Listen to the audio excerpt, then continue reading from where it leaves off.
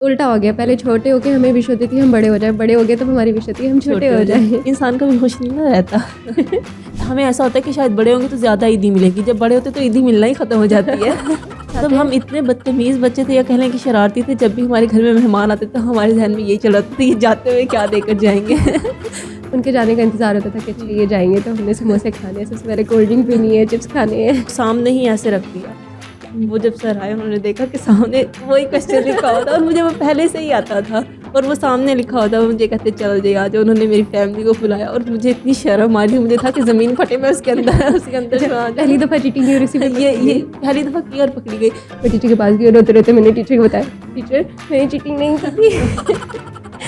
तो मैंने कहा मैं क्या करूँ, मैंने ना मैम को बुला लिया कि उनको बता देती मेरे हाथ में ना लिखा हुआ है। मैंने ना जैसे ही मैम को बुलाया, मेरे रंग तो उड़े हुए थे, मैं परेशान भी थी। उन्होंने ना मेरा यही हाथ पकड़ लिया, मुझे कहती क्या हुआ बेटा परेशान क्यों हो रही हैं आप।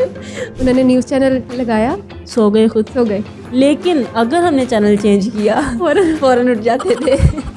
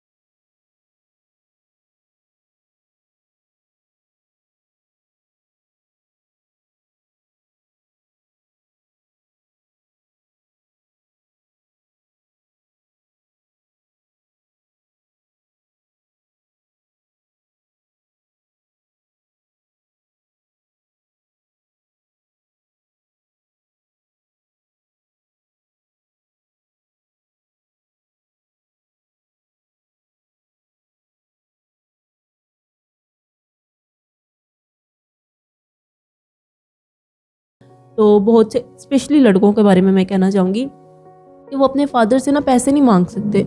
मतलब मैंने पूछा कि ऐसा क्यों है, तो वो लोग कहते हैं कि शर्म आती है। मतलब मम्मा को कहते हैं तो वो पैसे लेके देते हैं कि मतलब पैसे मांगते हैं उनको शर्म आती है। तो ये मैंने खुद भी ऑब्जर्व किया है। एक लिमिट के बाद, एक सर्टन एज के बाद मुझे भी अपने घर वालों से पैसे मांगते हुए शर्म आती थी। मुझे था कि यार अपना कुछ करना है, खुद पैसे कमाने हैं, क्या घर वालों से लेते रहें। तो वो ये चीज़ आ जाती है फिर बचपन से निकलने के बाद, क्योंकि खुद इंडिपेंडेंट होना है, फैमिली से पैसे नहीं मांग ले। जबकि हम छोटे होते तो हम ये समझते हैं कि बड़े होंगे तो ज़्यादा पैसे मिलेंगे, कोई टेंशन नहीं होगी, इजीली घूमेंगे फिरेंगे जहाँ दिल करेगा जाएंगे। बिल्कुल जी बिल्कुल।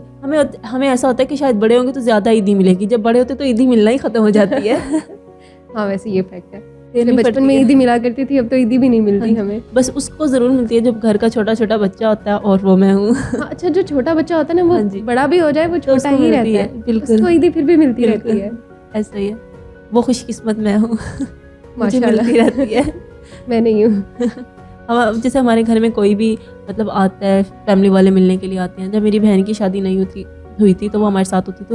उसका यही एक मसला होता था कि जो भी आता है इसी को ईद दे के चला जाता है। तो जो भी आता है इसी को असल में मतलब जैसे दावत पे बुलाते हैं तो उसको यही होता था कि दावत पे भी आते हैं तो इसी को पैसे दे के जाते हैं। उसका ये बड़ा इशू रहता था। घर में जो भी मेहमान आते हैं ना वो हाँ जी। एक पहले लोग ना इस तरह के बहुत तकल्लुफ़ात किया करते थे कि अगर घर पे मेहमान आ रहे हैं, मतलब किसी के घर जा रहे हैं तो खाली हाथ नहीं जाना, और अगर वहाँ से वापस आ रहे हैं तो कुछ ना कुछ उनके बच्चों को दे के आना है। अब तो मेरे ख्याल से इस तरह के ट्रेंड्स वैसे ही खत्म हो गए हैं। तो बिल्कुल आप अब ठीक लोग कह रही हैं।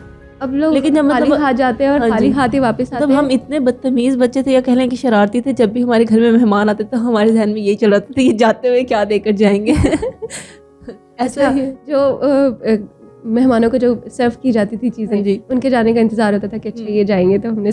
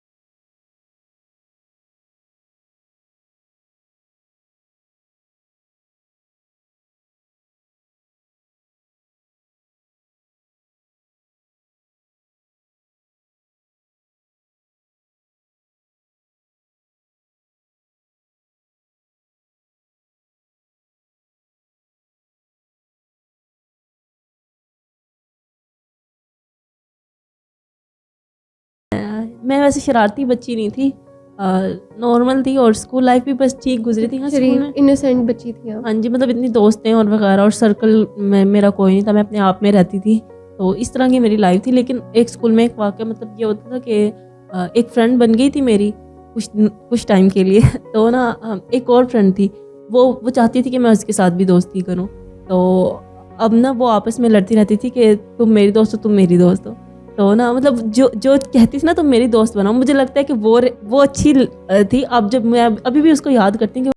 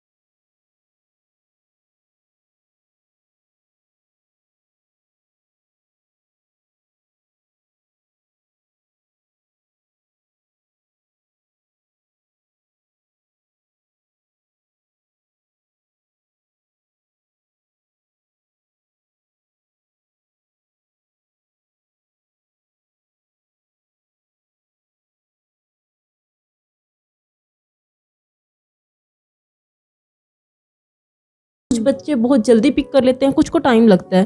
और कुछ बच्चे ना क्वेश्चंस उनके जहन में होते हैं लेकिन वो पूछने से डर रहे होते हैं। तो मैं उन बच्चों में से थी जिसके जहन में क्वेश्चंस होते थे लेकिन वो पूछने से डरती थी। तो मुझे ना टीचर्स का कंपैरिजन करना बिल्कुल अच्छा नहीं लगता। और मुझे लगता है कि टीचर का वो होता है जिसमें आपको ना फेवरेटिज्म और कंपैरिजन बिल्कुल भी नहीं करना चाहिए। अगर कोई बच्चा नालायक स्पेशली है बच्चों में जी, मतलब कि बिल्कुल। बच्चे तो एक एक चीज़ को हम्म नोट करते हैं, हम्म तो उनको अगर मतलब कोई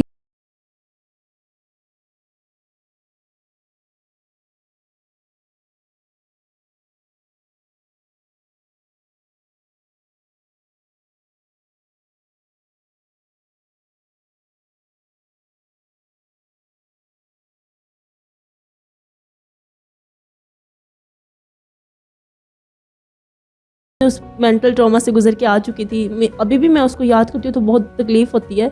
तो मैंने जो है ना, जो बच्चे मुझे लगता था कि जिनमें कॉन्फिडेंस कम है, जो बहुत लेट पिक करते हैं, मैंने उन पर ज़्यादा तवज्जो दी और रिजल्ट भी अच्छे पाए हैं मैंने। अच्छा, वैसे रुकैया, मुझे लगता है कि जो जैसे भी आपने बात की कि मैट्रिक के बाद आपने भी 2-3 बिल्कुल। मंथ्स जो है टीचिंग की, तो मोस्टली अब मैं अगर बात करूँ हमारे स्कूलिंग की, तो टीचर्स की मतलब उस तरीके से ट्रेनिंग ही नहीं की जाती, नहीं। उन्हें सिखाया ही नहीं गवर्नमेंट जाता में कि आप बिल्कुल। लोगों ने बच्चों को ट्रीट कैसे करना है, आप बिल्कुल। लोगों ने बच्चों को पढ़ाना कैसे है, कैसे आपने एक-एक बच्चे की स्किल्स को सामने लेके आना है, यूटिलाइज़ उनको करना। बताना है कि आपने किस तरीके से करना है। क्योंकि हर बच्चा अलग-अलग तरीके से बिल्कुल, सीखता है, बिल्कुल, अलग-अलग तरीके से पढ़ता है उसका। बिल्कुल। कुछ बच्चे होते हैं बहुत जल्दी पिक कर जाते हैं, जैसे भी आपने बात की। कुछ बच्चे होते हैं वो थ्योरी में अच्छे होते हैं, बिल्कुल। कुछ है जिनको प्रैक्टिकल करके दिखाना पड़ता है, ऐसे फिर ही। उन्हें चीज़ें समझ आती हैं। जैसे कि मेरे ख्याल से टीचर्स की बिल्कुल। पहले काउंसलिंग होनी चाहिए। बिल्कुल ठीक कह रही हैं आप। जैसे कि जब मैं आपको बताऊँ, मेरा इंटरेस्ट ज़्यादा हिस्ट्री में बहुत ज़्यादा था। मुझे इतनी और चीज़ें नहीं आती थी। बायोलॉजी और हिस्ट्री में मेरा बहुत ज़्यादा इंटरेस्ट था। मैं बहुत उसको मतलब बहुत ज़्यादा जल्दी पिक कर लेती थी, हिस्ट्री को स्पेशली। और एक दफ़ा का मतलब ज़िक्र है कि मैं ना स्कूल में पढ़ाती थी, तो वहीं से कुछ बच्चे ना, उनके पेरेंट्स ने ना ज़िद की कि ना आप इनको ट्यूशन पढ़ाएँ। मैं स्कूल छोड़ चुकी थी क्योंकि मैं आके कॉलेज ज्वाइन कर चुकी थी। तो मेरी सिस्टर ने कहा कि चलो ना, वो इतना ज़िद कर रही हैं तो आप पढ़ा कर देख लो। तो उनकी बच्ची जब पहले दिन मेरे पास आई ना, जो उनकी सबसे बड़ी बेटी थी, 3 बच्चे थे उनके, तो सबसे बड़ी जब बेटी मेरे पास आई ना, उसको ना इंग्लिश आती थी, लेकिन उर्दू ना उसको पढ़नी आती थी, ना उसको लिखनी आती थी, और इंग्लिश भी सच में उसको नहीं आती थी। इंग्लिश भी उसको बिल्कुल ना पढ़नी आती थी ना लिखनी आती थी। तो ना वो ऊपर से वो डर के रहती थी कि टीचर्स मतलब और गुस्सा करती हैं अगर नहीं आता तो। मैंने 1 मंथ ना उसको बिल्कुल स्कूल में डांट सुनती होगी, वो उसकी ज़हन पे वो चीज़ें असर करी थी। ज़रा सा उसको मतलब मैं अगर हाथ भी लगाती थी ना, तो वो डर के काँपती थी और इस तरह होता था। तो मैंने उसको बड़ा मतलब, फिर वही बच्ची थी कि 3 मंथ के बाद, मतलब जब मैंने 3 मंथ उसको पढ़ाया, 3 मंथ के बाद वो इतना कॉन्फिडेंस उसके अंदर आया, पटर-पटर वो बोलती थी और जाती थी, इतने अच्छे-अच्छे रिज़ल्ट्स लेकर आती थी। तो मतलब मुझे खुद भी जो है ना, दिली सुकून मिला, अच्छा लगा। और उस बच्ची को देख के मतलब मुझे अभी भी बहुत अच्छा वो फिर आती है जब भी मैं मतलब घर जाती हूँ, मुझसे मिलने के लिए आती है मेरे लिए, फिर अपने घर से मेरे लिए खाना बनवा के लाती थी। और फिर मतलब उसको भी फिर मुझसे उनसियत हो गई थी ना, वो एक प्यार हो गया था। उसके ज़हन को मैंने समझ लिया था कि उसको क्या चीज़ चाहिए, उसको प्यार से पढ़ाना था। कुछ बच्चे होते हैं प्यार से पढ़ते हैं, मार से तो बच्चे पढ़ते ही नहीं है, बिल्कुल भी नहीं पढ़ते, ना, समझते मज़ीद हैं, ढीठ हो जाते हैं, जिद में आ जाते हैं बच्चे। आप बच्चे को जितना मारोगे वो उतना ढीठ हो जाएगा। लेकिन कुछ बच्चे होते हैं कि जो प्यार से भी नहीं समझते, ऐसा ही है, बच्चों की मेंटालिटी समझना बहुत वो ना आपको फिर बैलेंस रखना पड़ता है। जहाँ पे स्ट्रिक्टनेस आ रही है, आप स्ट्रिक्ट हो जाओ, जहाँ पर आपको प्यार से समझाना पड़े वहाँ पे प्यार से भी समझाओ उनको, ये चीज़ होती है। अच्छा, मतलब आप जो चीज़ आपने फेस की थी वो मेरे ख्याल से अब आपको इतना तसल्ली होगी कि एक बच्ची पे आपने वो किया, इन्वेस्ट किया, आपने उसको समझा और उसका रिजल्ट भी फिर आपने देखा, मतलब जो आपको नहीं मिला था वो आपने आगे किसी और को दिया है। बिल्कुल, ऐसे 2-3 बच्चे हैं जिनको ना मैंने अपने हाथ से, मतलब एक बच्ची थी उसको बिल्कुल भी नज़र नहीं आता था, उसकी जो मतलब आईसाइट बहुत ज़्यादा वीक थी, उसको ना स्कूल से भी निकाल दिया गया था। तो वो मेरी अपनी फैमिली की बच्ची थी, तो उसकी अम्मा ने कहा कि इसको थोड़ा सा टाइम लगा दो। मैं उन दिनों फ्री होती थी, तो मैंने कहा चलो आ जाया करो। उस बच्ची को मैंने मतलब ना नज़र नहीं आता था, उसको स्कूल से निकाल दिया था स्कूल वालों ने, उसके बावजूद मैंने उसको टाइम दिया। माशाल्लाह से अब वो 6th क्लास में है। किसी ने कहा था कि ये नहीं आगे पढ़ सकती, जब वो 1 में थी उसको स्कूल से निकाल दिया गया था, और अब वो 6th क्लास में। वो हमारे पास अभी तक, मेरी मतलब आप ही के पास ही ट्यूशन आती है, वो कहीं और उसको भेज ही नहीं सकते, वो कहते हैं कि मतलब नहीं कर सकते। फिर ये होता है कि हमारे पास टाइम नहीं बचता, क्योंकि रूटीन ऐसी होगी अब। तो मैं फिर यूनिवर्सिटी आ गई थी, तो मेरे यूनिवर्सिटी जाने पे भी उनको था कि नहीं जाओ, इसका क्या बनेगा और ये वो। मैंने कहा कि अब तो जाना पड़ेगा, मेरा तो वो था ना कि बच्ची आपके साथ अटैच हो गई है। लेकिन वो फिर अभी तक, फिर मेरे आपने कहा कि मैं इसका ख्याल रखूँगी, और वो अभी तक मतलब आती है, पढ़ रही है, 6th क्लास में पढ़ी, जिसको स्कूल वाला निकाल देता कि ये पढ़ ही नहीं सकती। अच्छा रुकैया, बचपन में ऐसे होता था, स्कूल लाइफ में स्पेशली, कि शरारत कोई और करता था, डांट किसी और को पड़ जाती थी। बहुत बार 9th के हमारे ना पेपर्स होने वाले थे, तो हम सब पढ़ रहे थे, और मैं ना मतलब शरारत बिल्कुल भी नहीं करती थी, सबको पता था, टीचर्स को भी पता था। तो पता नहीं क्यों उन्होंने कहा कि पढ़ो, मैं है ना आ रहा हूँ, हमारे सर ने कहा। हम सब ना पढ़ रहे थे, लड़कियां ना शरारतें कर रही थी, बोल रही थी, लेकिन मैं सच में पढ़ रही थी। अभी मैं कहती मैं सच में पढ़ रही थी, और वो आए, उन्होंने कहा सब खड़े हो जाओ। उन्होंने सबको जो मतलब हाथों पे इतनी ज़ोर ज़ोर से स्टिक्स लगाई हैं, ये वो, फिर सब ने कहा कि सर ये सच में पढ़ रही थी। उसके बावजूद भी अब जो नुकसान मेरा होना था वो तो हो चुका था, पिटाई होनी थी वो तो हो चुकी थी, इसका कोई फ़ायदा नहीं है। ये होता है कि मतलब अगर क्लास में कोई एक शोर कर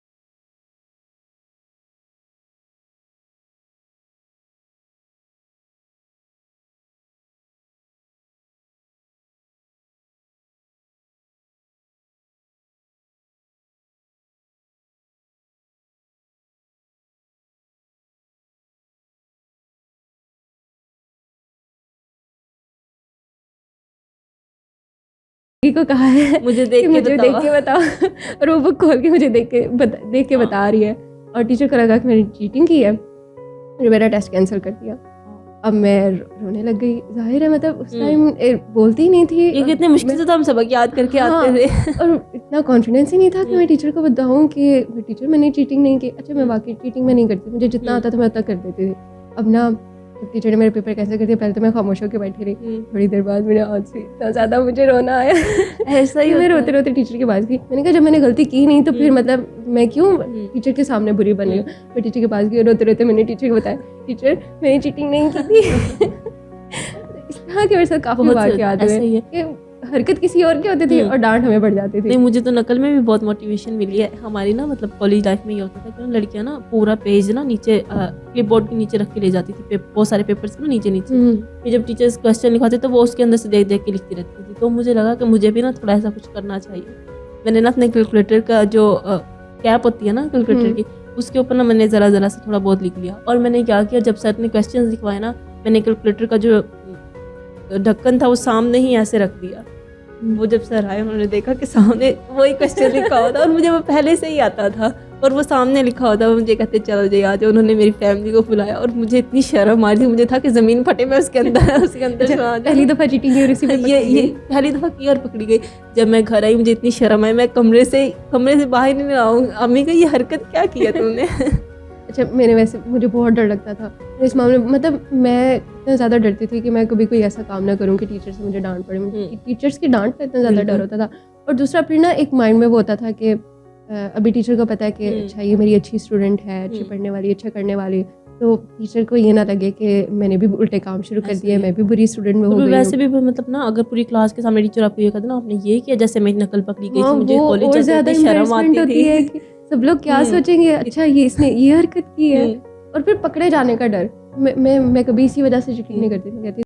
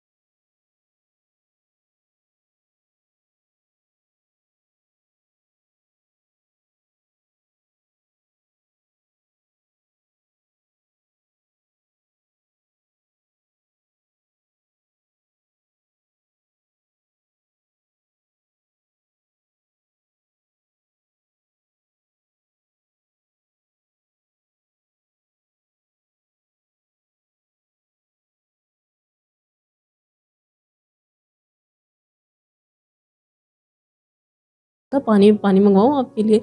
मुझसे तो आगे पेपर ही नहीं हुआ, मैंने तो जल्दी जल्दी टाइम खत्म होने का वेट किया, उठी भी नहीं हूँ मैं कि चलो उठ के पेपर दे के चली जाऊँ। मैं खुद मतलब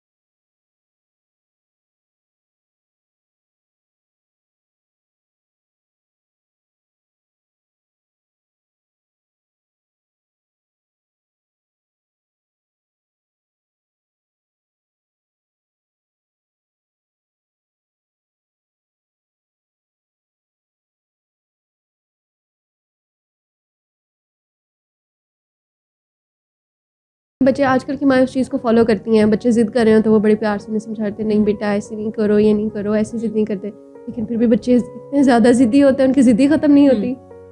आपने ठीक कहा है, पहले की माएँ ज़रा स्ट्रिक्ट होती थी, प्यार भी करती थी, ये नहीं है कि वो प्यार नहीं करती थी, लेकिन जहाँ पे उनको लगता था ना कि अब ज़रूरत है मार की, तो वो मार पेश करती थी, सीधा डायरेक्ट चप्पल निकालती थी। लेकिन ना आपकी माएँ ज़रा ज़्यादा ही तवज्जो प्यार देती हैं, तवज्जो नहीं प्यार। और मतलब ना अब ये हो गया कि बच्चे ना बहुत ज़्यादा गलत चीज़ों की तरफ जा रहे हैं। आप जैसे अर्गमान वाला केस आप लगा लें, या फिर इस तरह के मुख्तलिफ केसेस जो हैं वो किस वजह से हैं, क्यों? क्योंकि ना शायद पेरेंट्स उतनी तवज्जो नहीं दे पा रहे, वो इतना ज़्यादा प्यार दे रहे हैं कि बच्चे ना गलत चीज़ों की तरफ जा रहे हैं। अब देखिए एक फादर है, ठीक है, उसका क्या काम है, उसने तो जाके बाहर कमाना है ना, वो शायद नहीं, यकीनन वो बच्चों को इतना टाइम, इतनी तवज्जो नहीं दे सकेगा। माँ का काम है कि वो बच्चों पर तवज्जो दे, बच्चों पर ना सख्ती रखे।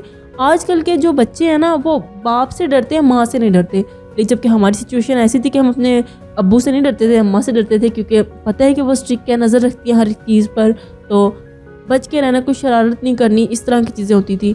अब ज़रा मामला उल्टा है, क्योंकि माएँ ड्रावा देती हैं कि तुम्हारे अब्बू ये करेंगे देंगे, उनको पता चला तो तुम्हारे अब्बू ये कर देंगे। ये चीज़ पहले भी होती थी, मतलब अगर हम अपनी बात से भी थोड़ा पीछे जाएं, अपने पेरेंट्स की बात करें, जब जैसे हमारी माएँ बताती हैं कि उनमें अपने वालिद का इतना खौफ होता था कि जैसे ही वो घर में एंटर होते थे तो फ़ौरन सब लोग हर चीज़, अगर खेल रहे हैं कुछ खेल कूद वगैरह छोड़ के सब लोग वो ना रिस्पेक्ट का वो एक रिस्पेक्ट का आलम भी होता था उस टाइम। बहुत ज़्यादा इन चीज़ों की तवज्जो रखी जाती थी कि अगर कोई बड़ा आ रहा है तो अपने सर पे दुपट्टा ले लो, और इस तरह की चीज़ें होती थी। और वो शायद ना यकीनन वो चीज़ें बहुत अच्छी भी थी। और अब वो डर, वो चीज़ें नहीं रही।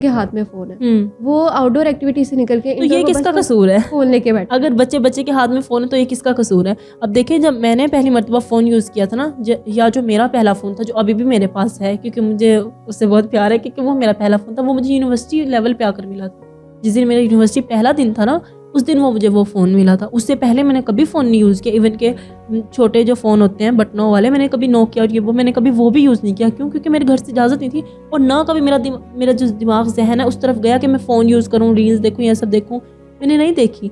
और अभी भी मुझे मतलब कुछ ऐसे जब फ्रेंड्स बैठे आपस में बातें करी होती ना कि तुमने कभी ये फ़ोन भी नहीं यूज़ किया, ऐसा कैसे हो सकता है? ऐसा हो सकता है, क्यों नहीं हो सकता? क्योंकि हमारे पहले ये चीज़ें नहीं थी इतनी आम, पेरेंट्स नहीं देते थे बच्चों को, वो मतलब इस चीज़ की ज़रूरत भी नहीं समझते थे। और हमें खुद भी उस चीज़ की कभी ज़रूरत महसूस हुई नहीं, क्योंकि उस वक्त इतने ज़्यादा नहीं था। मतलब हर females किसी अब के तो हाथ में, मतलब हर किसी के हाथ में फ़ोन है। पहले फ़ोन है। बच्चियों का ख़ास तौर पे कहते थे कि नहीं बेटियां हैं, बेटियों को फ़ोन नहीं देना। हुँ। तो मेरे ख्याल से उस टाइम हमें वो चीज़ शायद बुरी लग रही होती थी कि हम भी तो हैं, बेटियां जो औलाद आपकी हैं, बेटी हो या हमारे साथ बेटा, क्यों दोनों को साथ ही मुझे लगता है कि यूनिवर्सिटी लेवल पे आकर आपको उनको फ़ोन देने चाहिए। उनको उनको ऑनलाइन वर्क सिखाएँ, सब कुछ सिखाएँ, एक हद तक सिखाएँ, ठीक है? उनको लैपटॉप लेकर दें, उनकी उनकी लिमिट्स रखें कि ये आपकी लिमिट है। हमें देखें, हमें सिर्फ़ ये होता था कि हमने कार्टून्स देखने हैं, 10th तक यही था।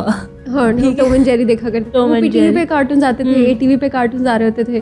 सुबह 7 बजे हाँ पहले जी। तिलावत आती थी, उसके ये बाद कार्टून्स थे। हाँ, हाँ, हम लोगों बिल्कुल। ने साथ-साथ तैयारी करते रहना स्कूल की, नाश्ता करते रहना और साथ-साथ कार्टून्स देखते रहना। कार्टून्स देखते रहना। उसके बाद ये 8 बजे स्कूल का टाइम हुँ। और फिर स्कूल चले जाना।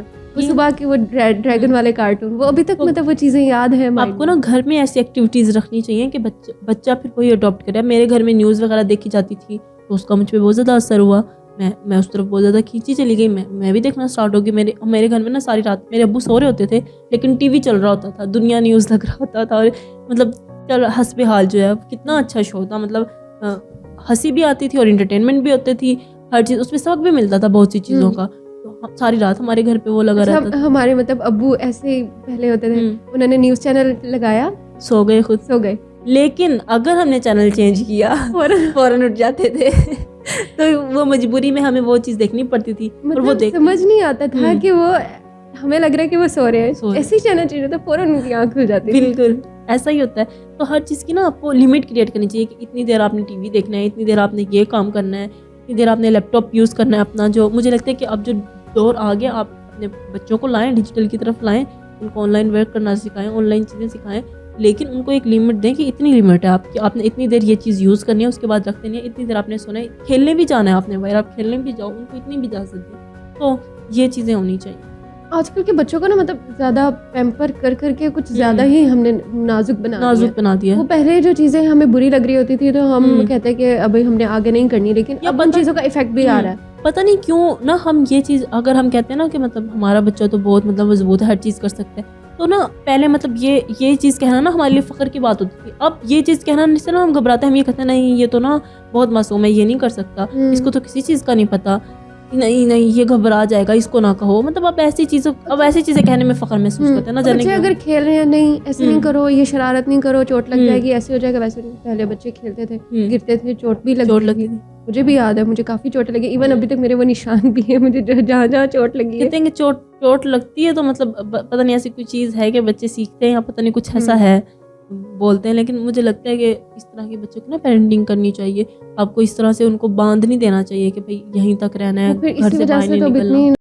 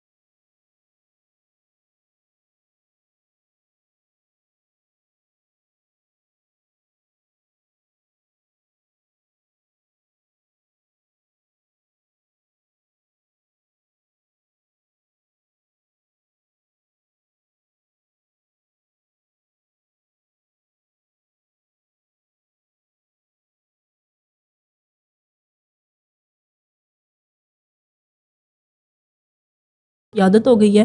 तो आपके पेरेंट्स कहते हैं नहीं ये नहीं खाता देसी घी, ये तो गोश्त ही नहीं खाता है। फिर कहते हैं ये तो बस ये कहता है मुझे बर्गर दिलवा दो, मुझे पिज़्ज़ा दिला दो, ये यही सब खाता रहता है। और यही कहने में ना अच्छा भी महसूस करते हैं कि भाई ये पिज़्ज़ा खाता है, बर्गर खाता है और ये देसी चीज़ें नहीं खाता। हाँ। तो ये आप उसके साथ गलत कर रहे हैं। जिस्मानी तौर पर भी आप उसको कमज़ोर बना रहे हैं और ज़हनी तौर पर भी। वही देसी खानों को हम अब थोड़ा मतलब उस तरीके से यूँ कहने के शायद फील करने लगे उस चीज़ में। पहले होती थी अम्मा ने कहना है खाना है खाओ, नहीं खाना तो दफा हो अब जाएगा। वो ये कहते हैं कि अगर हम ये कहेंगे कि भाई हमारा बच्चा देसी खाना खाता है तो शायद हम थोड़े गरीब महसूस करेंगे, और अगर हम कहेंगे ये तो बर्गर पिज़्ज़ा खाता है तो वो फील होगा कि भाई हम थोड़े अमीर हैं। तो ये रियलिटी है, हार्श रियलिटी है। अगर खाना नहीं खाया ना तो अम्मा कुछ पीछे आके पूछती भी नहीं थी कि नहीं खाना तो ठीक है जाओ यहाँ से, दोबारा खाना भी नहीं देती थी। ऐसे ही और अब पेरेंट्स भी पीछे लेके घूम रहे होते हैं। अच्छा उस टाइम हम खुद सीधे हो जाते थे। अच्छा एक टाइम जब भूख लगी है ना फिर खुद आके किचन में उठा के खाते थे। और नहीं जो खाते थे तो 2 थप्पड़ लगाती थी कि भाई क्यों नहीं खाना, खाओ आराम से खाओ। और अब तो पीछे ले लेके घूमती रहती है। अब अगर वो बच्चे ने कह दिया कि पिज़्ज़ा खाना है और कुछ खाना नहीं, तो खाना ही उसने, फिर क्या करूं, खाना जो नहीं खाता है अब इसको खिलाने के लिए लेके देना ही पड़ेगा। भाई उसको ना लेके दो, जब उसको भूख लगेगी खुद किचन में जाके खुद खाएगा वही जो बना हुआ है। और अब ये चीज़ें भी बहुत हो गई, अगर मुश्किल से कुछ खाना खा ही लेते हैं ना तो भाई मैंने करेला नहीं खाना, मैंने कद्दू नहीं खाना, मैंने फलां खाना है तो मैंने फलां खाना है, मतलब पता नहीं क्या है। आप बच्चे को हर चीज़ खाने की एक सर्टन एज थी कि हम भी नहीं खाते थे ये जो होती है कद्दू वगैरह जो होते हैं, तो हम भी बैंगन ये सब चीज़ें नहीं खाते थे। फिर अम्मी ने बना के आदत ही डाल दी कि भाई नहीं ये हुजूर पाक की फेवरेट सब्जी है, ये ऐसे है, नाराज होती है अगर आप नहीं खाओगे तो। वो क्या है ना कि भाई इस तरह की चीजें मतलब मोहब्बत डाली जाती थी। मेरे पेरेंट्स से कहते थे कि आप ये देखो रिस्क आपके सामने पड़ा है, आप उसको नाराज कर रहे हो, आप तो वो इस तरीके से सिखाते थे। मैं तो बहुत शुक्र अदा करती हूँ अल्लाह ताला का कि पहले मेरे बचपन में मुझे था ऐसा कि मैं ये सब चीज़ें नहीं खाती थी, लेकिन कह के ना हमारे कि रिस्क नाराज़ हो जाएगा, अल्लाह ताला गुनाह देगा, और इस तरह वो कह के ना आदत होगी कि अब हर चीज़ मैं तो खा लेती हूँ, करेले क्या, टिंडे क्या, बैंगन क्या, हर चीज़ खा लेते हैं। जब मैं यहाँ पर हॉस्टल में लड़कियों को देखती हूँ तो मतलब वो बहुत सी चीज़ों के बारे में मतलब नखरे करती हैं, लेकिन मुझे लगता है कि ऐसा नहीं करना चाहिए। जो अल्लाह ताला आपको दे रहा है तो वक्त खाने के लिए अल्लाह का शुक्र अदा करें और खा लें उसको। अच्छा रुकिए, बचपन में ना हमारे कुछ अजीब कॉन्सेप्ट्स होते थे, अजीब मिथ्स होती थी हमारी, जैसे मैजिक पे हम बिलीव करते थे, कार्टून्स वगैरह देखते थे, वो जो ऐनक वाला जिन ड्रामा लगता था उसमें हम जिन का मैजिक वगैरह देखते थे, तो वो उससे हम बड़ा इंस्पायर होते थे। आपने कभी कुछ इस तरह की चीज़ें की कि अच्छा जादू हो रहा है, ये हो रहा है, वो हो रहा है? असल में ना हमारे स्कूल में ना मतलब फंक्शंस रखे जाते थे जिसमें जादूगर आते थे, तो वो ना बड़ा लूट के जाते थे, कहते थे आओ इसमें पैसे डालो तो हम आपको डबल करके देंगे। और अक्सर एक दफ़ा ना डबल हो गए, मतलब जैसे करते हैं वो बच्चों को 10-10 हुए तो 20-20 करके दे दिए। तो मैंने भी थोड़ी लालच की, मैंने कहा मैं भी डालती हूँ कि क्या पता मेरे भी पैसे डबल हो जाएं। अब उसने ये करना था कि उसने उस टाइम करने थे गायब पैसे सारे। मैंने ना उसमें 50 रुपये डाल दिए, मुझे लगा अब तो 100 होकर आएंगे और मैं मज़े से खाऊंगी। उसने कहा हाथ खड़ा कर लें कि किस किस बच्चे ने पैसे डाले। मैंने बड़े फख्र से हाथ खड़ा किया कि अब मेरे पास ज़्यादा पैसे आएंगे। तो उसने कहा पैसे तो सारे गए, गायब हो गए, जादू था। जादू का क्या था, हमें लूटने के लिए आते थे, ये सब चीज़ें थी, लेकिन यकीन करते थे, कबूतर बना देते थे वो, उस चीज़ को हम मतलब बड़ा वेट भी करते थे कि वो लोग आएँ। और बाद में जब आहिस्ता आहिस्ता पता चला ये सब धोखा होता तो बड़ा दुख होता था कि क्या ये भी पैसे हमने ज़ाया किए जादू में। ऐसा ही है। फिर क्या मतलब हमारी मिथ्स भी होती थी ना कि छोटी छोटी चीज़ें हम लोग करते थे। हम कहते थे कि मतलब ये नहीं करो ऐसे हो जाएगा, बैठ के इस दायरा लगा के बैठ जाते थे हम कि अच्छा अभी ये बड़ा जिन आ रहा है, हम अभी जिन को बुला रहे हैं, जिन बुला रहे हैं, ये कर रहे हैं, वो कर रहे हैं। ये बड़ा होता था कि हम लोग कहते थे कि अगर तुम ये मेरे बचपन में जो बनी हुई थी ना, अगर कोई झूठ बोलता था ना, अगर हमारी जैसे आपके और मेरे दरमियान कोई बात हुई है, हम बहनों के दरमियान, कज़नों के दरमियान कोई बात होती थी ना, और वो जाके झूठ बोलते थे कि नहीं इसने ऐसे बात की है, तो मेरा ना एक वो जहन में ना शायद कॉन्सेप्ट बना हुआ था, अम्मी ने या पेरेंट्स ने बनाया हुआ था कि जो भी आप गलत करोगे ना आखिरत में उसका आपको हिसाब तो देना पड़ेगा। वो मेरे जहन में ना ये चीज़ बड़ी बैठ गई थी। फिर वो कहते झूठ बोली, मैं कहती हूँ अच्छा मैं झूठ बोल रही हूँ, आखिरत के दिन तो मैं तुम्हें पकड़ूंगी ना, आखिरत के दिन तुमसे मैं पूछूंगी कि तुमने सच कहा था या झूठ कहा था, तब तो अल्लाह ताला तो देख रहा है ना, वो तो आखिरत के दिन बताएगा कि तुम झूठी थी मैं सच्ची थी। इस तरह की ये चीज़ें मतलब बातें उस वक्त हमें नहीं पता होती थी इनकी गहराई। हम अपनी मासूमियत में बोल रहे थे कि अच्छा अल्लाह तो देख रहा है ना, तुम्हें आखिरत में बताएगा। अब बड़े होके अब हमें पता चला कि कितनी गहराई है इन बातों। मेरी एक कज़न थी, अगर उसके साथ कुछ गलत होता था तो वो कहती थी देखना तुम्हारी कब्र में इतने बड़े बड़े सांप आएंगे ना और तुम्हें खाएंगे। उसकी बातें भी बड़ी याद आती है। मतलब इस तरह की बचपन होता है, क्या पता होता है, मतलब ऐसी बातें करते थे। फिर ये कहते थे अल्लाह करे तुम रात के 12 बजे मरो और तुम्हारी कब्र में इतने बड़े बड़े सांप आए। इस तरह की बातें होती थी। अब याद करते हंसी आती है कि मतलब क्या दिन थे। अच्छा बहन भाइयों के आपस में लड़ाई होती थी, उसे हम आपस में एक दूसरे को बदुआएं देना शुरू हो जाते थे। असल में मेरी बहनें तो मुझसे ना वो हो जाए, ऐसे हो जाए, बिल्कुल। वैसे हो जाए। मेरी बहनें तो मुझसे काफ़ी बड़ी थी, तो ये तो हो नहीं सका। एक बहन थी वो भी मुझसे बड़ी तो है, लेकिन मतलब हमारा एज डिफरेंस इतना ज़्यादा नहीं है। अभी उसकी शादी हुई है, तो मेरी मतलब एक ऐसा हमारे साथ ना हमारे कुछ इंटरटेनमेंट को था ही नहीं, तो हम आपस में लड़ते रहते थे। अब जब मैं यूनिवर्सिटी आ गई थी ना, तो वो स्पेशली मुझे कॉल करके बुलाती थी कि घर आ जाओ, लड़ते हैं, फिर आराम से वापस चली जाना। सिर्फ इसलिए वो मुझे, मैं कहती थी तुम खुद मुझे पैसे भेजो आने के, मैं आऊँगी, फिर मैं मतलब वो स्पेशली मुझे बुलाती थी, हम लड़ते थे। अब उसकी शादी हो गई है, अब कोई बिल्कुल भी लड़ने वाला नहीं रहा। अच्छा, पहले ऐसे होता था कि लड़ाइयाँ होती थी बहन भाइयों में, तो सुलह हो जाती थी, मतलब लड़ाई हुई है थोड़ी देर बाद फिर वैसे एक दूसरे के साथ नहीं, एक तो ना ये बड़ा होता था। अब ऐसे होता है, अब लड़ाई होती है तो वो लड़ाइयाँ खत्म ही नहीं होती, दिलों में फर्क आ जाता है। बिल्कुल, और बड़ी देर तक रहता है। हमारे तो ये होता था कि अगर मतलब गलती मेरी है या उसकी है, तो मेरी अम्मा ना मुझे ही डांटती थी, क्योंकि मैं छोटी थी। तुम ही माफ़ी मांगो, तुम ही माफ़ी मांगो। मैं कहती थी कि अगर उसने किया तो वो ही करेगी, वो माफ़ी मांगेगी। अम्मी कहती थी नहीं तुम नहीं, और ये बड़ी अच्छी चीज़ थी, मुझे लगता है कि मुझे ही माफ़ी मांगनी चाहिए थी, जबकि गलत था मेरे साथ, चलो कोई नहीं है, फिर भी मैं ही माफ़ी मांगती थी। तो ये चीज़ मुझे बड़ा होता था कि ये, मैं उसको कहती थी मोटी जितना भी गलत कर ले, माफ़ी मुझे ही मांगनी पड़ती है। तो ये चीज़ें होती थी। और बिल्कुल आप ठीक कह रही हैं। आपने क्या सवाल किया था, मैं भूल गई। ये कि मतलब पहले लड़ाइयाँ होती थी तो सुलह हो जाया करती अब आप ये देख लें कि वो रिश्तों में ना, जो बचपन में अभी लड़ाइयाँ होती है ना, मतलब अब इसी एज में भी लगा लें, जिस एज में हम हैं, बहन भाई लड़ते हैं ना, तो वो फिर शादी के बाद तक अपने बच्चों में वो चीज़ डाल देते हैं, लड़ते रहते हैं। मतलब वो नफरतें बच्चों तक जा रही होती है। मैं ना अभी भी अपनी बहनों से कहती हूँ कि अभी तो हमारी इतनी बनती है, जब हम सबकी शादियाँ हो जाएंगी, जब हमारे बच्चे हो जाएंगे, बड़े बड़े हो जाएंगे, क्योंकि हम भी ऐसे ही दूर हो जाएंगे जैसे हमारे अम्मी अब्बू मतलब देखते हैं ना, हम उनके अपने पेरेंट्स को देखते हैं कि वो अपने मतलब बहन भाइयों से इतने दूर हो जाते हैं, उन्हीं की बुराइयाँ, वो बहन भाई जिनके बचपन में अगर कोई उनके बारे में कुछ बोलता भी था ना, तो उनके गले पड़ जाते थे। हाँ, लड़ने के लिए तैयार है। बिल्कुल। और बड़े होके मैंने कहा हम भी क्या ऐसे हो जाएंगे कि एक दूसरे को ऐसे ही कहेंगे कि दफा हो जा और फलाना, और बच्चों को इतनी नफरत होगी कि वो हमें बुरा भला कहेंगे और हम कुछ बोल भी नहीं सकेंगे। बच्चों के जहन में ये बातें डालते कि तुम्हारे मामू ने मेरे साथ यूं किया था, तुम्हारी बिल्कुल ने ऐसे किया था। मुझे लगता है कि ये बच्चों के जहनों में नहीं डालना चाहिए। और इस चीज़ को मतलब मुझे तो सोच के भी कुछ होता है कि अगर जब हम तो उस फेज में जाएंगे तो क्या होगा। वो उंगली से उंगली मिलाते थे, कच्ची हो जाती थी, फिर उंगली मिलाते थे, पक्की हो जाती थी। तो वो पक्की होती ही नहीं है, अब लड़ाई रहती है, खत्म हमेशा के लिए।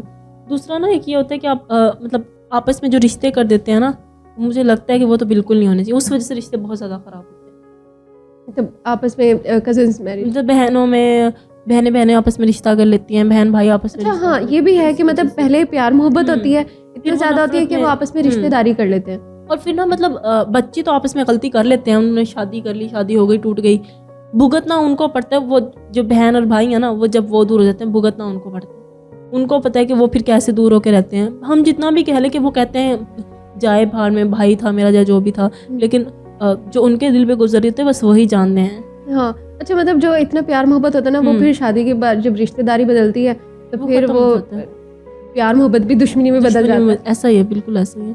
रिश्ते खत्म हो जाते हैं रिश्ते करने से। अच्छी बात की जी। तो नाज़रीन, आज आपने बचपन की बातें सुनी, काफ़ी मज़े की इंटरेस्टिंग स्टोरीज भी सुनी। इंशाल्लाह नेक्स्ट भी हम आपके इसी तरह के मज़े के टॉपिक्स लाते रहेंगे। देखते रहिए double M podcast with Samreen Mirza.